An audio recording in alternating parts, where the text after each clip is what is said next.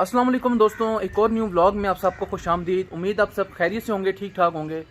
अभी दोस्तों थोड़ी देर पहले मैं पेट हाउस के ऊपर आया हूँ और मेरी सबसे पहले जो ऊपर आने के बाद रूटीन होती है वो ये होती है कि मैं अपनी मुर्गियों की और अपने रैबिट्स की गिनती करता हूँ, क्योंकि ओपन एरिया है, किसी भी वक्त कुछ भी हो सकता है।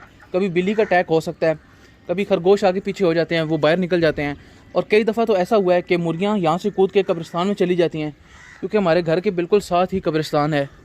ये आप लोग देख सकते हो, मैंने आपको पहले शायद कभी दिखाया ना हो।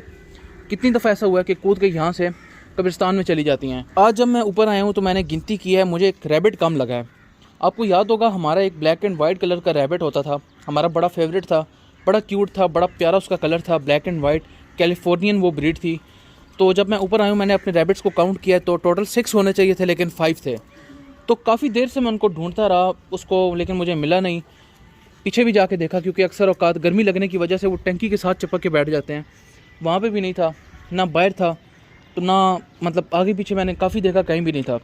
एट द एंड फिर जब मैं वहाँ पीछे गया तो वहाँ पे भी मुझे नहीं मिला। यहाँ से जब मैं वापस मुड़ने लगा तो मेरी नज़र वहाँ पे पड़ी और ये बेचारा यहाँ पे मरा हुआ पड़ा मिला। अब इसकी जो कंडीशन थी, इस कंडीशन के बारे में मुझे पता था कि इसकी कंडीशन बहुत ज़्यादा ख़राब है और ये मर भी जाएगा, लेकिन फिर ऐसा क्यों नहीं हुआ कि हमने इसे टाइम पे ट्रीटमेंट दिया या इसको डॉक्टर को इसको चेक नहीं करवाया, या क्या वजह बनी। तो सबसे पहले तो मैं आपको बता दूं कि इसको एलर्जी थी, बड़ी ही सख्त किस्म की। ये वो वाली एलर्जी होती है जो कि अगर रैबिट को लग जाए तो फिर वो एक रैबिट से दूसरे रैबिट तक भी शिफ्ट हो जाती है। तो इसको इतनी बुरी किस्म की एलर्जी थी। अभी आप लोग इसका फेस देख सकते हो, ये इसकी कंडीशन है। यहाँ पे इसको सारी की सारी एलर्जी थी, और इसके ये जो एलर्जी थी ये मुंह से लेके नाक तक, नाक से फिर कान तक, और कान से फिर पाँव तक पहुँच गई थी। इतनी ये सख्त किस्म की इसको एलर्जी हुई कि ये बेचारा बच ही नहीं पाया। आप लोग खुद अंदाज़ा फिर लगा सकते हो कि रैबिट्स को ये एलर्जी कितना तंग करती है। इस एक रैबिट से ये जो एलर्जी थी ये बाकी रैबिट्स तक शिफ्ट हो गई। अब मसला ये है कि हमने इसे टाइम पे ट्रीटमेंट क्यों नहीं दिया। काफ़ी हमने ढूंढा इसका इलाज, लेकिन हमें नहीं मिला। तो एट द एंड हम एक फार्मर के पास गए जो कि चकवाल के अंदर बहुत बड़े लेवल पे फार्मिंग कर रहे हैं, रैबिट्स की बहुत बड़े लेवल पे कर रहे हैं। हर किस्म की ब्रीड है उनके पास, तो उनको काफ़ी ज़्यादा तजर्बा था इस बारे में, क्योंकि जाहिर सी बात है जिसने जो चीज़ रखी हुई हो वो उसी का एक्सपर्ट होता है। तो इसके बारे में हमने उससे पूछा तो वो कहते हैं कि यार ये एलर्जी है और इसका फौरी तौर पर ट्रीटमेंट करना चाहिए जैसे ही आपको थोड़े बहुत सिम्टम्स नज़र आएँ। लेकिन काफ़ी देर हो चुकी थी, तब तक ये बेचारा मर चुका था। तो अभी उन्होंने हमें इलाज बताया। उन्होंने कहा है कि इनको एक इंजेक्शन लगता है, वो इंजेक्शन मैं आपको दिखा दूँ।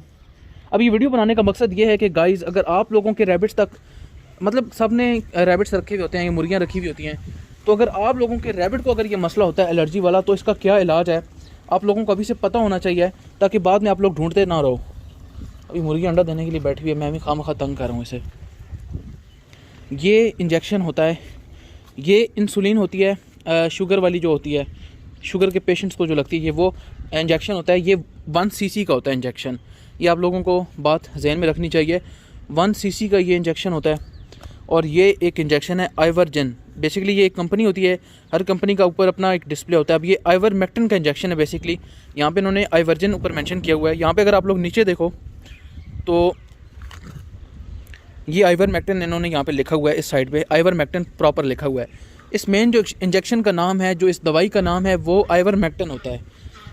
अब अगर मैं आपको अंदर से खोल के दिखाऊं तो ये किस तरीके की नज़र आती है।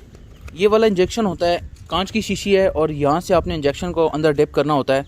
अब जो इंजेक्शन है वो वाला कौन सा है, ये वाला इंजेक्शन है जो मैं आपको पहले बता चुका हूँ कि इंसुलिन वाला इंजेक्शन होता है 1 cc का।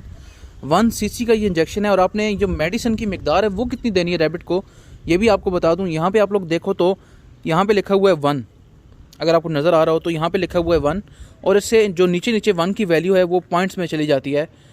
तो यहाँ पे 0.9 है, 8 है, 7, 6, 5, 4, 3, 2, 1, यानी 0.1 से लेके तो 1 तक इसकी जो है वो क्वांटिटी है।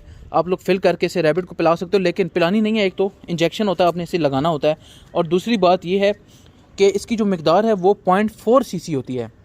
यानी कि अगर आपका रैबिट बीमार हो चुका है, या बीमार मतलब आपको आसार नज़र आ रहे हैं कि बीमार होने वाला है, तो आप लोगों ने 0.4 cc इसको लगानी होती है, उससे ना ज़्यादा और ना कम, क्योंकि इतनी ही मिकदार होती है जिससे कि ये एलर्जी जो है वो दूर होती है। अब हमने ये एलर्जी की जो दवाई है ये बाकी रैबिट्स को तो हमने लगाई है, और इंशाल्लाह ये बहुत जल्द ठीक हो जाएंगे। अभी आप लोग देख सकते हो कि उस रैबिट से एलर्जी कितनी तेज़ी से ट्रांसफ़र हुई है, इन दोनों के नाक भी बहुत ज़्यादा ख़राब हुए हैं, लेकिन अब ये इंशाल्लाह बैक होना शुरू हो जाएंगे। इसके जो नाक है वो आप लोग देख सकते हो कितनी बुरी हालत है उसके नाक की, और उसका पाँव भी बिल्कुल एलर्जी से भरा पड़ा हुआ है। साथ ही उसके जो कान हैं वो भी बिल्कुल अंदर से ख़राब हो चुके हैं। तो ये एलर्जी बहुत बुरे तरीके से एक रैबिट से दूसरे रैबिट तक ट्रांसफ़र होती है, और अगर हम इसको 0.4 cc लगा देंगे तो ये इंशाल्लाह ठीक हो जाएंगे। और हाँ दोस्तों, अभी एलर्जी की बात हो रही थी तो एलर्जी से मेरे जहन में एक और बात आई। मैंने सुना है कि हमारे शहर में, जो हमारा शहर चकवाल है, वहाँ पे बड़े गंदे किस्म के वायरस ने अटैक किया हुआ है मुर्गियों पे, और काफ़ी ज़्यादा मुर्गियाँ बीमार हो रही हैं। वायरस अटैक कर चुका होता है मुर्गी पे, लेकिन आपको समझ नहीं लगती। मुर्गी ऊपर से ऐसा लगता है जैसे बुखार है, बीमार है, सर्दी लग गई है, तो आप उसे पैनाडोल वगैरह दे के सुकून में हो जाते हो। लेकिन बाद में जब मुर्गी की कंडीशन ख़राब होती है तो फिर पैनाडोल ही पिलाते रहते हो आप, लेकिन तब तक बहुत ज़्यादा देर हो चुकी होती है और मुर्गी अंदर से काफ़ी डैमेज हो चुकी होती है।